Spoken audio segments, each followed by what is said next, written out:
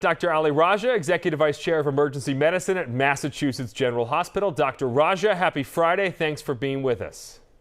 Thanks, Ben. All right, so as you well know, you've got kids. We've got kids in the older age group. This has been a very long wait for parents of the youngest children. Oh, yeah. So what was your first reaction to the news that Moderna is going to move toward asking for authorization sometime in April for kids under 6?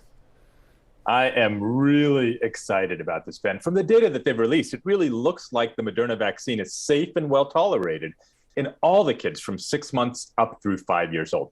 It also generated a really solid antibody response in kids across that entire age range, and that's exactly what we are all hoping to see.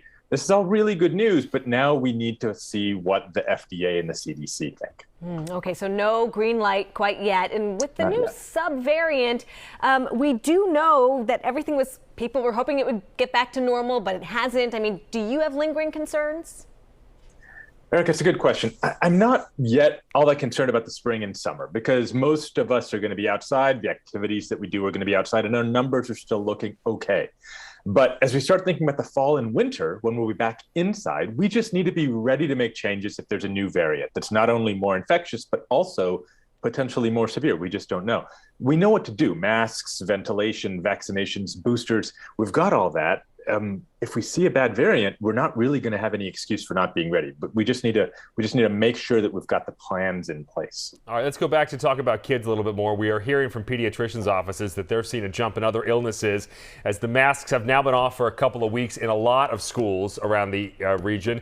Things like cold, stomach bugs. I can tell you my kids have had a runny nose and kind of a mild cough for about a month now. They've been pool tested, rapid tested at home. It's not COVID, but I guess we had to expect this, right? Yeah, we really did, Ben. You know, as masks come off, we're all going to see the usual viruses that we all used to get and we just tolerated. Now, hopefully, we're all a little bit better about staying home from work and school if we feel sick, right? And that should protect our coworkers and other students a little bit more.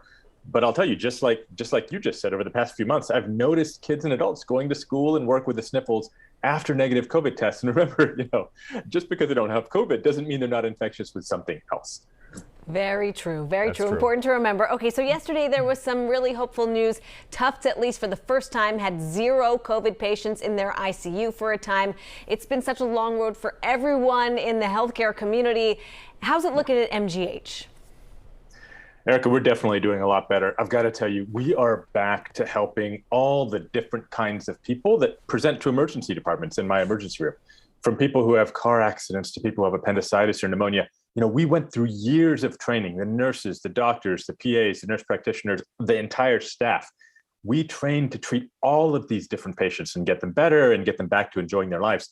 It's really rewarding to be able to do all of that and not just focus on COVID all the time.